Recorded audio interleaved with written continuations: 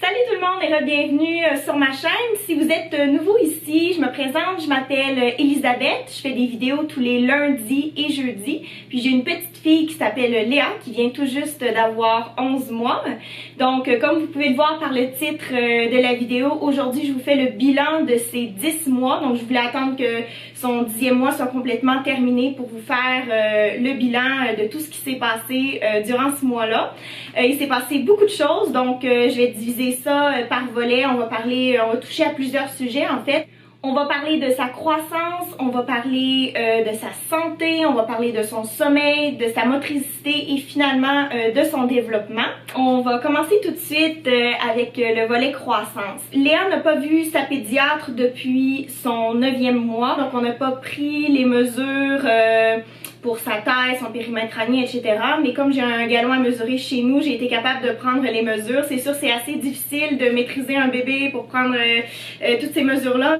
C'est sûr, ce sera pas exact comme si j'étais chez le médecin, mais je vais quand même vous les donner. Pour son périmètre crânien, Léa fait 43 cm.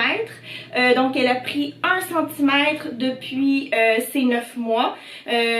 D'habitude, c'est ça qui se passe là. Depuis qu'elle est née, elle prend 1 cm par mois. Mais si j'ai bien compris, d'après ce que j'ai lu sur internet, à partir de maintenant, elle va plutôt prendre 0,5 cm à chaque mois, donc on verra pour ça. Ensuite, pour sa taille, Léa fait 74 cm. Le 12 mois ne lui fait presque plus. Je lui mets encore parfois, mais on transitionne vraiment pour le linge, pour les vêtements 18 mois. Ensuite, pour son poids, ben là, j'ai pas de balance chez nous, donc j'ai pas été capable de la peser. Mais c'est sûr qu'elle a pris beaucoup plus de poids parce que au 9e mois, elle a commencé à manger 3 fois par jour. Donc, à mon avis, elle devrait être aux alentours des 18 livres, mais je l'ai pas pesé, donc c'est vraiment juste un estimé. Pour le volet santé, Léa est en bonne santé. Encore une fois, je le redis, on est très chanceux. Elle fait encore des reflux gastriques, alors je lui donne du Prévacid à chaque matin. Ça l'a pas changé si vous avez écouté ma dernière vidéo. Les reflux gastriques, dans le jour, je m'en rends pas trop compte. C'est rare maintenant que je l'entends avaler pendant le jour, c'est plutôt la nuit. Des fois elle se réveille dans la nuit puis je la vois toucher sa gorge, donc j'imagine que ses reflux lui font mal. C'est sûr qu'on lui donne juste 1 fois par jour le Prévacid, puis c'est le matin, donc je présume que rendu au soir, l'effet n'est plus vraiment présent. Personnellement, je trouve que Léa mange de plus en plus. Je suis vraiment contente de ça parce que j'ai un petit bébé qui retient de sa maman parce que son papa était un glouton immense, un sumo, un bébé sumo. Et puis il mangeait tout. Dans son livre de bébé, c'est marqué que c'était un bébé qui dévorait, qui arrêtait pas de boire et de manger, alors que Léa retient carrément de moi, qui avait de la difficulté à manger puis qui a toujours eu un petit poids. Donc c'est sûr que de dire que Léa mange plus, pour nous c'est vraiment positif. Elle mange 3 fois par jour, déjeuner, dîner et souper. Parfois elle va prendre une collation en après-midi, que ce soit un fruit ou sinon parfois je vais lui donner des petits muffins quand je fais des muffins. Son réflexe de gag est encore présent malheureusement. J'ai comme l'impression qu'on va être obligé de la faire voir par une ergothérapeute le mois prochain quand elle va avoir 1 an, parce que quand je lui donne du solide, elle gag encore énormément. Beaucoup de problèmes avec la texture des aliments, mais je trouve qu'au 10e mois c'est beaucoup mieux. C'est-à-dire qu'avant je lui donnais des bananes écrasées puis gaguait, puis ça passait vraiment pas, fallait que ce soit extrêmement lisse. Mais maintenant j'ai réussi à épaissir ses céréales avec une nouvelle marque. J'ai pris une nouvelle marque de céréales, puis ces céréales-là sont beaucoup plus épaisses. Et puis je réussis à prendre des bananes ou des avocats puis les écraser grossièrement, donc il reste encore des morceaux puis ça passe. Donc je trouve qu'il y a une amélioration, donc on va continuer. Là on est à son 11e mois, donc je vais continuer à introduire des morceaux de plus en plus gros pour essayer de passer au travers ça. Ça pour moi je trouve que c'est difficile. Je sais qu'elle est en retard par rapport à ça.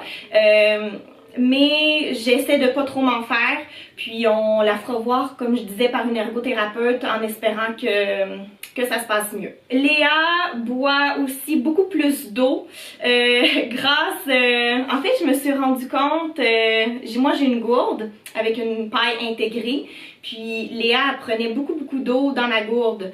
Puis c'est drôle parce que quand je lui donnais de l'eau dans son petit gobelet lors des repas, elle n'en prenait que très peu, donc je me suis dit peut-être qu'elle préfère boire avec une paille. Donc je suis allée en pharmacie puis je vais vous montrer qu'est-ce que j'ai acheté, je l'ai amené ici.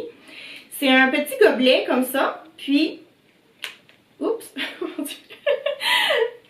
Puis une petite paille intégrée comme la gourde que moi j'ai. Avec ça, Léa réussit à boire des quantités d'eau astronomiques. Elle peut prendre 2 à 3 gobelets d'eau par jour. Donc ça, je suis vraiment contente. Si votre bébé a de la misère à boire de l'eau, qu'il n'a pas vraiment envie de boire de l'eau, peut-être essayer ça, ça pourrait être une solution. Nous, ça a fonctionné. Ensuite, je voulais parler de son sommeil. Donc, comme je l'ai mentionné tout à l'heure, Léa se réveille encore la nuit et je crois que c'est relié à ses reflux gastriques parce que, comme j'ai dit, elle s'assoit dans son lit puis elle se touche la gorge, donc j'ai l'impression que ça lui fait mal. Léa vient de se réveiller de sa sieste. Léa, tu veux dire bonjour à tout le monde? On lui a mis son petit chandail avec des cœurs, étant donné que c'est la Saint-Valentin, donc j'en profite. Joyeux Saint-Valentin à tout le monde. Oui. Donc, comme je disais, Léa doit se réveiller peut-être 3 à 4 fois par nuit. C'est sûr, ça dépend des nuits. Il y a des nuits qui sont meilleures que d'autres. Mais personnellement, ça nous dérange pas trop quand elle se réveille parce que souvent c'est très rapide. Soit c'est sa suce qu'elle a perdue ou soit elle veut un petit peu de lait. Donc je continue à lui donner du lait la nuit parce que pourquoi pas. Elle a soif. Nous, moi personnellement en tant qu'adulte, parfois je me réveille la nuit puis j'ai soif. Donc c'est la même chose pour mon bébé. Parfois mon bébé a soif la nuit. Donc pourquoi est-ce que je refuserais de lui donner à boire quand c'est le cas? Ensuite, Léa se couche un petit peu plus tard qu'à son 9e mois. Maintenant, elle se couche à 19h45. Pourquoi? Avant, elle se couchait à 19h. Donc, je la couche 45 minutes plus tard que d'habitude parce que je trouvais qu'elle n'était pas fatiguée à 19h. Elle était pleine d'énergie, donc je me suis dit, bon, ben, je vais retarder son coucher. Puis maintenant, elle est fatiguée à 19h45. Donc ça a changé. Et puis pour son réveil, c'est vers 8h le matin. Ça n'a pas changé. Donc ça, c'est génial, se réveiller à 8h. On n'a pas besoin de se réveiller à 6h. On s'est jamais réveillé à 6h avec elle. On s'est jamais réveillé à 7h non plus. C'est toujours vers 8h. C'est sûr qu'il y a des exceptions, mais en règle générale, Léa se réveille à 8h le matin. Maintenant, pour le volet motricité, à 10 mois, Léa se tient debout beaucoup plus longtemps qu'à son 9e mois. Donc, à son 9e mois, Léa se mettait debout, puis elle restait peut-être quoi, 10-15 secondes. Maintenant, à 10 mois, elle peut rester environ 1 minute. Puis à ses 10 mois et demi, Léa a réussi à faire un pas. Puis elle a retombé, puis comme 2-3 jours plus tard, elle a fait 2 pas, puis elle a retombé. Donc là, je suis en train de me demander, je me dis, c'est à partir de combien de pas qu'on peut dire qu'un bébé marche? Est-ce que c'est après 4 pas, 5 pas ou 10 pas? Donc, elle marche, semi-marche, là, je sais pas. 2 pas, c'est sûr que je calcule pas ça comme si elle marchait, mais je me dis peut-être que vers 5-6 pas, ça voudra dire qu'elle marche. Bref, je suis un petit peu mêlée. Moi, je pensais qu'un bébé, ça commençait à marcher, puis ça faisait 15-16 pas, mais ça a l'air que c'est pas ça. Léa met encore des cailloux dans sa bouche. Pour ceux qui comprennent pas, c'est l'hiver au Canada. On met des grosses bottes d'hiver, puis on ramène des cailloux à la maison. Puis même si je passe l'aspirateur très régulièrement, que je passe le balai très régulièrement, il reste toujours des petits cailloux que je vois pas. Par contre, la différence avec le 9e mois, c'est que maintenant, Léa réussit à enlever les cailloux de sa bouche. Donc elle va mettre un caillou dans sa bouche, puis après, elle va sortir la langue, puis elle va ramasser le caillou, puis elle va le rejeter par terre. Donc ça, c'est vraiment une bonne nouvelle parce que, oui, je la surveille, c'est sûr, mais quand je vois qu'elle a un caillou dans la bouche, je lui dis « enlève le caillou de ta bouche », puis souvent, elle va sortir la langue puis l'enlever par elle-même. Donc ça, c'est vraiment génial. Et puis, une autre chose aussi par rapport à la motricité, c'est qu'on a découvert à 10 mois et demi que Léa était droitière. Je suis presque certaine que Léa est droitière. Moi, je suis gauchère. Donc c'est sûr, je me posais la question, est-ce que Léa va être gauchère comme moi? Mais j'ai entendu dire que ça sautait des générations. Comme moi, par exemple, dans ma famille, c'est ma grand-mère qui est gauchère, puis ben, elle a eu 2 fils, ma grand-mère, puis ses 2 fils sont droitiers, puis moi je suis la seule des cousins-cousines qui est gauchère. Donc, je me posais la question à savoir si elle allait être gauchère ou droitière. Comment est-ce que j'ai découvert ça? En fait, ça fait aussi partie du volet motricité, mais je voyais que quand je lui donnais à manger, que Léa voulait toujours prendre la cuillère. Donc, je me suis dit, bon, je vais lui donner la cuillère avec un peu de nourriture dans son bol, voir si elle est capable. Puis à mon grand étonnement, Léa était capable de prendre la cuillère avec sa main droite, puis amener la cuillère à sa bouche, puis prendre quelques bouchées. C'est sûr que elle mange pas tout son repas avec la cuillère parce que premièrement ça prendrait 2 heures pour qu'elle se nourrisse elle-même. Donc qu'est-ce qu'on fait, c'est que je la nourris au complet. Puis ensuite je lui donne de l'extra, son dessert, par exemple du yogourt, dans son petit plat. Puis elle mange son yogourt par elle-même. Donc c'est sûr qu'il y en a qui se ramassent dans ses cheveux, sur sa face, par terre, mais c'est comme ça qu'on apprend. Hein? Alors, il faut que je la laisse faire, puis c'est normal si elle salit le plancher ou si elle se salit elle-même aussi. Donc, c'est pour ça, je la regardais aller, puis je voyais que sa cuillère était toujours dans la main droite, puis elle essayait de prendre avec la main gauche la cuillère, mais elle était vraiment pas bonne. On voyait que sa main forte, c'était vraiment la main droite. Donc, voilà, c'est comme ça que j'ai découvert que Léa allait être droitière. Si ça change, je vais vous le dire que je me suis trompée dans une autre vidéo. C'est ce qui conclut le volet motricité. Maintenant pour le volet développement. Donc ça, il y a quand même beaucoup de choses qui se sont passées lors du 10e mois. Quand Léa prend un objet interdit, ça peut être plein de choses, la majorité des choses chez nous, et que je lui enlève, Léa fait une crise. Avant, elle faisait pas ça, je lui enlevais le jouet, puis c'est comme si le jouet avait jamais existé, puis elle trouvait tout de suite quelque chose d'autre à aller voir. Mais là, je dis des jouets, mais c'est pas des jouets, là, c'est comme, disons, quelque chose de dangereux, je sais pas moi, un spray pour les cheveux. Ça peut être la lampe de chevet qu'elle peut briser en 2 secondes. Ça peut être la lampe de chevet, souvent elle aime tirer sur le fil de la lampe de chevet, puis la lampe de chevet, elle peut la briser très facilement si elle tombe par terre. Donc dès que je lui interdis, Léa fait une crise, donc quand je dis qu'elle fait une crise, c'est ça. Ensuite, ça c'est la chose la plus cute au monde et c'est ma nouvelle chose préférée qu'elle fait. Elle a commencé à nous faire des bisous sur la joue. C'est sûr que je lui ai montré un peu comment faire, on s'est pratiqué puis maintenant elle nous en donne systématiquement sans qu'on lui demande. Mais sinon elle comprend la consigne en anglais, elle la comprend pas vraiment en français parce que moi je lui parle en anglais à la maison quand on est seul. Quand Florian est là, je parle en français. Mais sinon, quand on est juste toutes les deux, on se parle qu'en anglais. Puis comme c'est moi qui lui ai appris, ben, elle comprend la consigne en anglais. Donc je lui demande de me faire un bisou. Puis elle referme pas les lèvres là, elle fait juste... elle ouvre la bouche puis elle colle sa bouche ouverte contre notre joue puis elle fait « Ouah !» Ça fait un petit bruit de bisou, donc on a le bruitage en plus qui vient avec. Donc ça, c'est absolument adorable.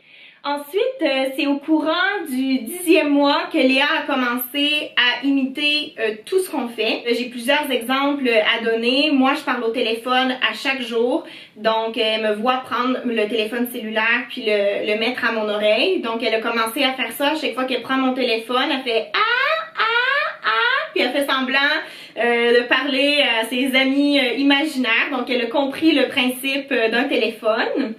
Ensuite, une autre chose qu'elle fait, c'est qu'elle se brosse les cheveux. Donc, forcément, elle me voit, je me brosse les cheveux à chaque jour. Donc, elle me voit utiliser une brosse à cheveux. Puis Léa a sa propre brosse à cheveux. Un jour, je lui ai donné sa brosse à cheveux. Moi, je pensais qu'elle allait juste mettre la brosse dans sa bouche. Puis elle a commencé à se brosser les cheveux. Donc, ça m'a vraiment étonnée. Je me suis dit, waouh, mon Dieu, les enfants, c'est donc bien intelligent. J'ai pris un petit clip de ça. Donc, je vous insère ça maintenant.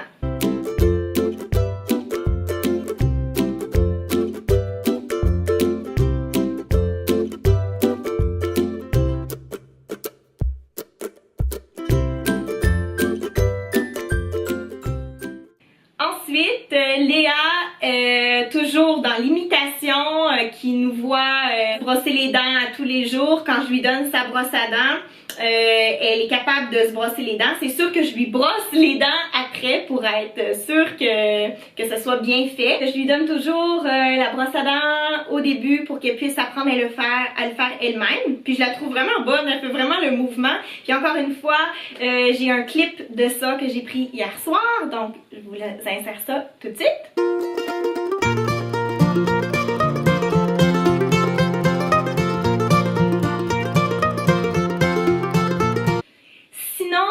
Au cours de son 10e mois, Léa a commencé à babiller de plus en plus. En fait, j'ai comme l'impression qu'elle parle sans arrêt.